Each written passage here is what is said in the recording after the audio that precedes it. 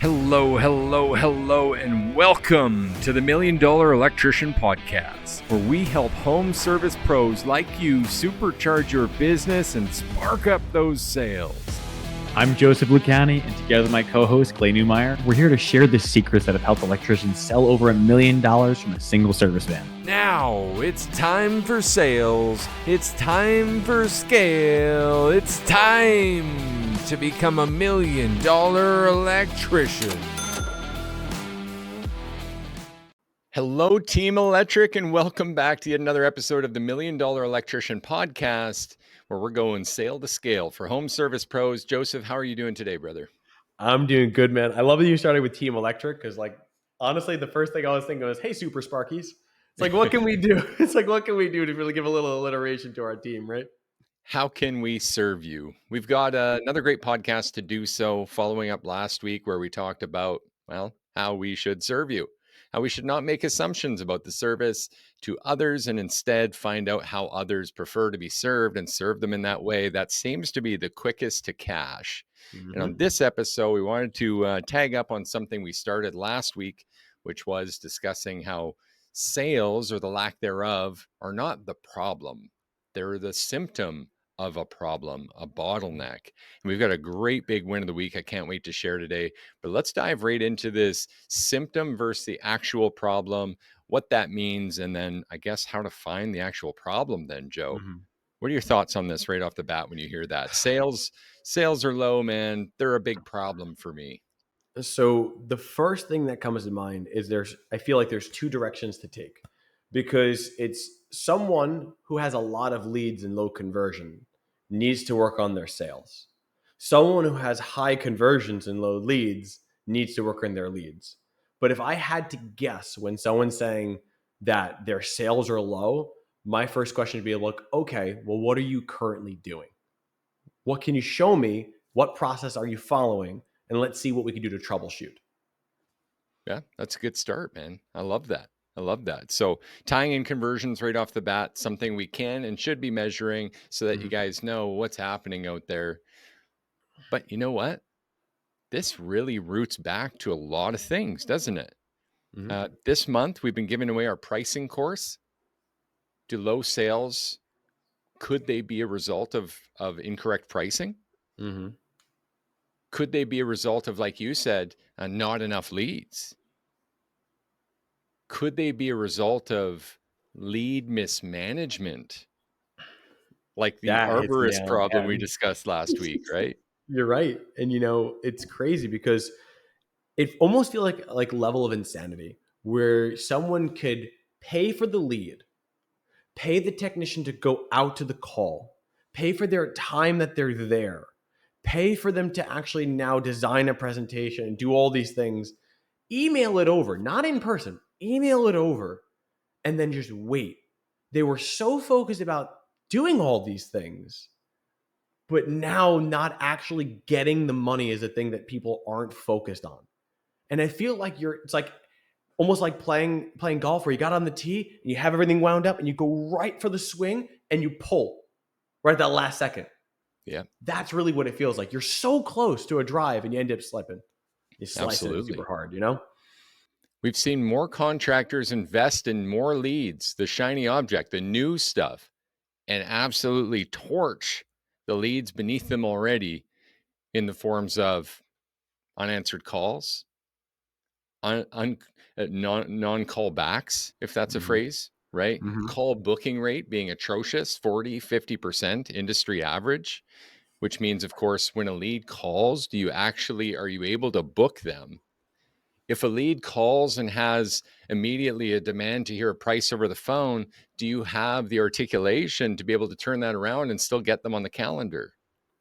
Is that something you're doing in-house? Are you still answering the phone yourself? Hence why you're missing calls and missing opportunities to get them on the calendar. How about the unsold follow-ups, Joe? Oh, yeah, that's a huge gap for so many people because once again, if you follow that same line, let's say that the person did actually give a presentation and the customer said, hey, we'll get back to you. And then they just let it sit for a week, 2 weeks. And they're like, hey, you know what? We got to follow up with that person. Hey, I'll send them a text. I'll send them an email. And then I'll send them 2 weeks later, I'll send them another email. when they could have just picked up the phone and called 48 hours later instead of making it wait for 2 weeks. And then, you know what? By the time they actually call, oh, we went with someone else. The crazy thing is, they'll say, I went with someone cheaper, but we have no idea. They could have gone with someone who would have charged more just so they don't have to deal with you. Whew, that's a burn. Mm-hmm. That hurts, right? That hurts. Mm-hmm. Service process, we begin to allude to. Yeah. Sales process. Do you present options? How many options on average? Do you make assumptions, as per the last episode, about what this customer in front of you would like to receive for options versus what you should just follow consistently? And I've even heard that in our group this week where someone said something similar. They went on to say, well, I don't serve all my customers with options because some of my customers don't want options. That's Red such a flag. dangerous statement.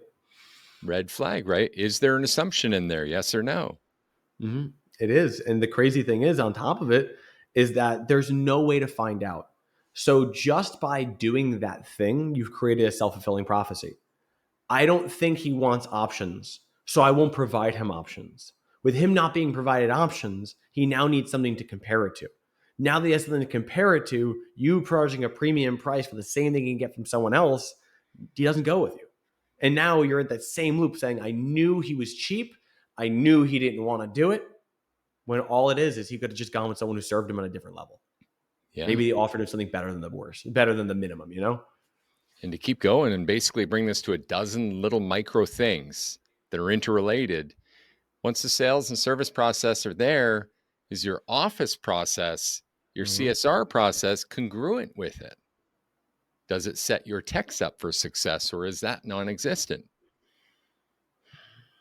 Each and every one of these things adds up. Now, if we also included post job stuff, what about happy calls? What about following up? What about asking for reviews? Do you see how all these things, Joe, could each contain a sale or two within them? It's amazing. And honestly, I've seen some really fun situations happen where I'll be like, hey, you know, you're a smart person. You've been around. Do you know anyone that would be looking for an electrician that serves at this kind of level? People be like, oh yeah, actually my brother's looking for a generator. Can I connect you with him? And there you go. I got a free lead right off the top. Hey, could you help me with something? A lot of our customers find that they find us online, and I'd love more great people like yourself. You think you could help me by doing that? Yeah, sure. And now that 5-star review leads to someone else calling and then some. R cubed, man, the 3 R's. Mm-hmm. What if every customer you had left a review, gave a referral, and repeated?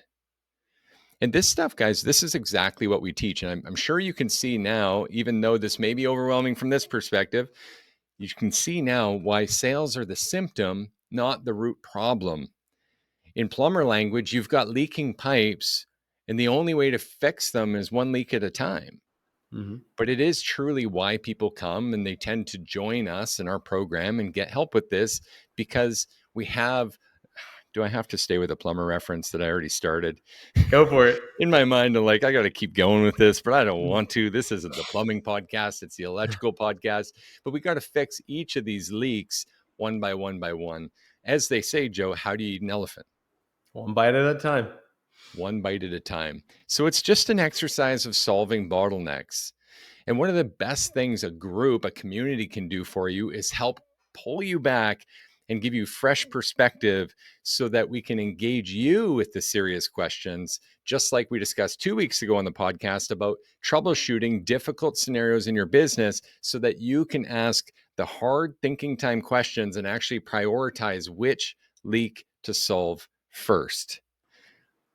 Dare I say, if your pricing is out of date, if you haven't checked up on it a while, if you're somewhere between 100 to 150 an hour or any hourly rate that you're presenting to a customer that shows a breakdown of labor and material, please start with pricing. Please move to flat rate pricing, and please take advantage as we're in the final moments of your availability to get our price course by just commenting, sending us an email, sending in a contact form on our website, or following anywhere you are. Send us that comment of price course and we'll send that to you. That's only available till the end of April, so you'll want to jump on that. Whew, That was a lot to unpack, Joe. What do you say we get Yeah, into win yeah. of the week? So yeah, I absolutely love it. So which particular one do you have in mind? This one's from Billy. Ooh, I love Billy Billy. actually won win of the week within the program, which Mhm. means he earned a free one-to-one call with our gold coach, Jacob, who we got to have a call here, podcast with to introduce you guys to Jacob. But Billy had some big stuff here. And he wrote in all caps and little asterisks is big win eliminating bottlenecks, just like we're talking about today. But last week or 2 weeks ago, whenever this was, he said, look, we just hit a nearly 30K in sales week, which is our record by nearly 12K. The awesome thing is they just officially kicked off their business January 1st, 2025. So Mhm. this is another young guy like Nathan who's crushing it, new in the business. They hired 2 office staff. He got out of the van and let his guys practice running the play. Diving more into education and leverage using the technology CRMs and AI available to them. They're up to 28 reviews on Google already, 24 reviews on Facebook. And I don't know why this was the last thing. And I'm just reading in the order, but this is what touched us, Joe. He found a way to help a lady get a single wide mobile home for free from a friend looking to gift it after they got sober and looking to help someone else do the same. He Mhm. was able to connect 2 people and have a lady receive a home for her to be able to go and get clean, get sober, and have a better life like his friends and like himself, which is an incredible, incredible story. What do you say we have him on the podcast, Joe? I mean, I think that goes without saying. And honestly, to have someone so altruistic is really amazing because the impact that you leave creates waves beyond your own life. And that positive good deed that he did for this person will continue providing good rewards years and years and years to come. So it's just amazing. I'm glad that he was able to set that up and really provide that blessing for someone. Really powerful stuff. So thank you, Billy. And we're going to send him an invite to come and share his story with you guys as well and how they've been growing so aggressively. Sales are not the problem, they're the symptom. They're the result, not the thing that drives it. Mm-hmm. So we went very wide, Joe, and I'd like to narrow back in. Mm-hmm. You mentioned conversions. What are some things that you see within a sales process? If you can help us out with it Sure. quick, what are some things that you see within a sales process that really help drive those conversion rates up, those average Mm. tickets up? And what do you look for as a sales consultant, an expert, when you're working with someone one to one? So if I had, obviously there's so many different points, but if I had to say the key most important things is these two things are going to go hand in hand. Are you asking questions that are part of the technical diagnosis, but are you also diagnosing how the customer is emotionally responding to this problem? You're looking to serve the person, not just the thing. So if I was looking at a process that was completely new to me, I would say, where are the moments in this process that we're breaking the walls and learning about why they want to do this thing, why they're doing it now, and who's affected if we don't do this? That's the first step. Then it would be taking that information and are you presenting it in a range of choices in person to people for the right presentation with the right people at the right time? If you're doing those things, I know you're now in a physical presentation to control the situation. If you've gotten the emotional and now you're in person, are you offering options? And that reason why I say offering options is even if you didn't have a single line to pitch other than, well, just take a look and tell me how you'd like to proceed, and just pass it across the table, at least you offering options has 6 different ways they could say yes instead of a yes or no, which is a 50-50. Mm, So if you could do those 3 things, I would say that would be the fastest to cash conversion of enhancing your sales process. really important stuff. As I always say when I'm on the calls with electricians, if we offer more on average, they will buy more on Mhm. average. And almost everyone I've ever been on a call with has been able to complete that sentence before I finish it. Make sure you guys can too. The options are a huge piece. Those are awesome insights from you, Joe. We went wide. You got to see all these little microcosms that could be blocking your revenue for the month. Did you want to say something else there? Yeah, I Jump actually back want in. to leave them with one other thing, because there's something on top of what you just said that I think gives another depth. If I could just touch on it for another minute. Let's hit it. So the thing is you're saying if we offer more, people will buy more. And some people may hear that as they'll buy bigger things, but I want to change the perspective. They'll buy not only bigger items, but you'll have more frequent sales. The reason being is in my personal life, I have heard from clients when I ask, why have you chosen the option you've chosen? They've said, because no one else offered this. And you're the only person offering it. And I want that thing. So options not only helps you convert at a higher level, but it will also allow you to make sales to people that normally would not have bought, because if you had only offered the thing you're used to offering, you would have been the same as everyone else. But because you did something different, you had the level of differentiation that someone said, this is who I want to work with. That just reminded me so much. It's such an impactful point, but I'm reminded of just, please don't email it over. Please don't let others copy your great options, all that effort you put into it. That's a big piece of this. Please get more closure. And it makes me feel like I want a tagline to finish episodes with. Would it be silly to just every time if we just said, don't email it over. Goodbye. Yeah, pretty much. The email is where options go to die. Yeah. Email is where options go to die. And here's your friendly reminder, guys, to leave us a review where you heard us first. And email is where options go to die. We'll see you guys again next week. Thanks for joining. We've got more great episodes coming throughout May, throughout June, July, and the rest of 2025 to help you guys launch your service electrical business. Let's do it together. See you soon. Be blessed, my friends. Can't wait to see you soon. And that's a wrap for today's episode of the $1 Million Electrician Podcast. We hope you're buzzing with new ideas that charged up to take your business to the next level. So don't forget to subscribe, leave a review, and share the show with fellow electricians. Together, we'll keep the current flowing.